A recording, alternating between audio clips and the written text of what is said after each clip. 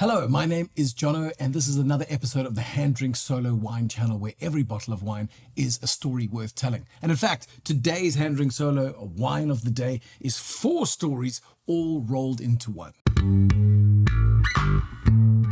Boschkloof is a family-owned estate in the Stellenbosch ward of the Polka-Dry Hills, and it was roughly 30 years ago that the patriarch Jacques Boorman established the estate, and last time I checked, roughly 30 years later, he was still farming the vineyards himself, while his son Rhiannon Boorman has taken over as cellar master. The Boorman family are veritably part of the Polka-Dry Hills furniture, which in fact brings us to our first story.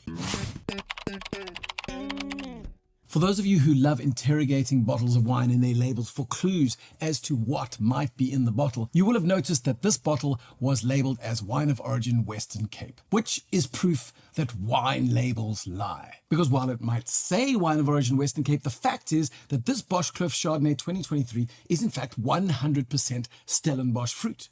But why depart from the truth, you might ask? Well, as it turns out, this is simply a cost-cutting exercise, because in certain vintages where the yields of the Boschkloof vineyards may have dropped for any number of reasons, from wind damage to drought, the Boorman family then have to source fruit from further afield, sometimes even having to venture outside of the Stellenbosch Shire in order to find enough fruit for their estate Chardonnay. So printing Wine of Origin Western Cape is really just a way of saving time when that happens, so that they don't have to pay for a new dye to be cut each vintage. But as I say, the wine in the glass tonight is 100% pure Stellenbosch, which leads us to our second story.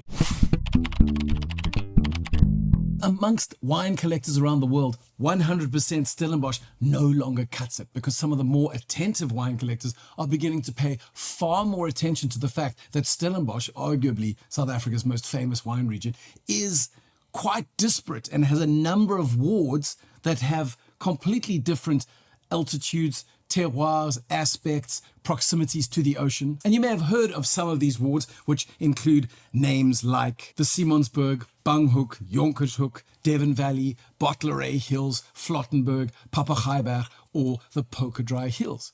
And what's more, some of these wards are beginning to be known for specific cultivars. For example, right now, Banghoek is producing some absolutely exceptional Cabernet Francs from pretty much every estate in that ward.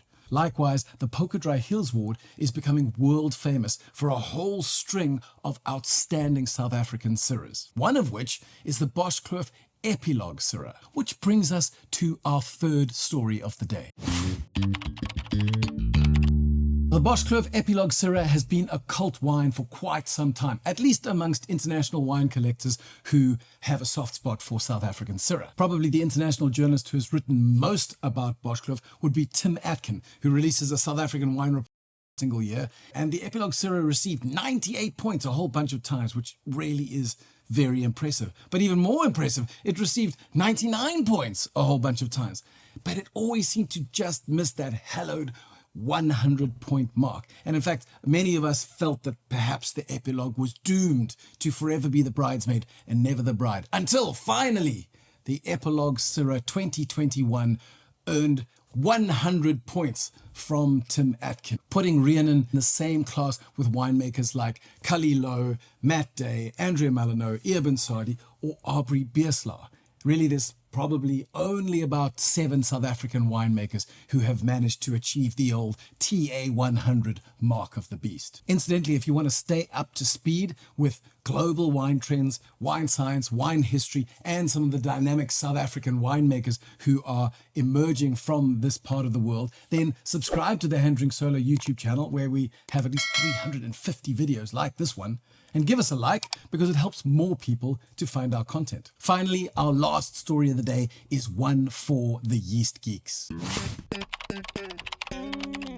Almost all of Boschkloof's wines are made using native yeasts only. That is, yeasts that might be floating around in the air in the cellar, or perhaps are on the grapes that come off the vines, and those then trigger fermentation when the grapes are in the cellar. But for the Boschkloof Chardonnay 2023, winemaker Rhiannon Borman decided to inoculate the grapes with LaForte X16. I did ask Rhiannon why he would depart from the hallowed Boschkloof modus operandi of only using native yeasts, and I suspected that perhaps it was some sort of risk avoidance, because as you know, native yeasts can be a little more risky. They can include veritable spoilage yeasts in amongst all the good stuff, and that can get into your ferment and, as the name suggests, spoil the wine, rendering it undrinkable vinegar.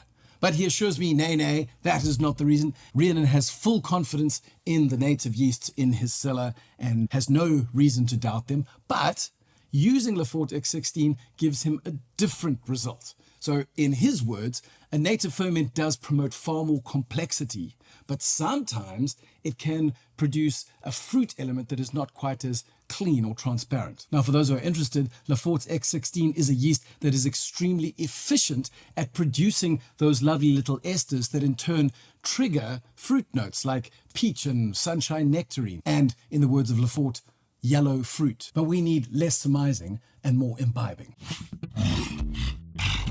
So when we get into the glass and give this guy a sniff, well, the first two notes that we do detect is a little bit of sunshine nectarine and some peach. So 2 points for Zymaflor X16. But there's loads of other stuff in there as well. There's a little bit of gravel dust and perhaps some white flowers, maybe jasmine. And then there's a little bit of vanilla bark and some nutmeg as well. And this is because 70% of the wine is barrel fermented. That 70% is relevant because it means the other 30% is tank fermented. So barrel fermentation will give you a little bit of oxidative notes and some of the vanilla bark and nutmeg that we spoke about, whereas tank fermentation delivers far purer, more primary fruit and floral type notes. But let's give it a sip and see what it's like on the palate. Well, it's certainly not a bulky Betty. This is medium weighted. And one thing I didn't pick up on the nose, which really is abundant on the palate, is this really lovely, quite lively, juicy, citrus or narchy mandarin type element. But as this fades, yea, verily, what follows is some of that stone fruit. We talked about peach and sunshine nectarine, and those are both there on the palate. And then towards the finish, there's even some slightly more tropical pineapple, and right on the end is that lovely, slightly more classic Chardonnay-esque kind of lime cordial note. Essentially what the wine offers you is a slightly more luxuriant element from your barrel fermented, a bit of leesy texture, a little bit of that oak spice, a little bit of richness, and this is offset by the smaller but very vibrant primary tank fermented component, which gives you the citrus and the peach and the nectarine. Now that's all we have time for today, but if you're hungry for more knowledge about Polka Dry Hills, I have left 2 more videos. One of them talks about the Boschkloof Cabernet Sauvignon, also made by winemaker Rhiannon Borman,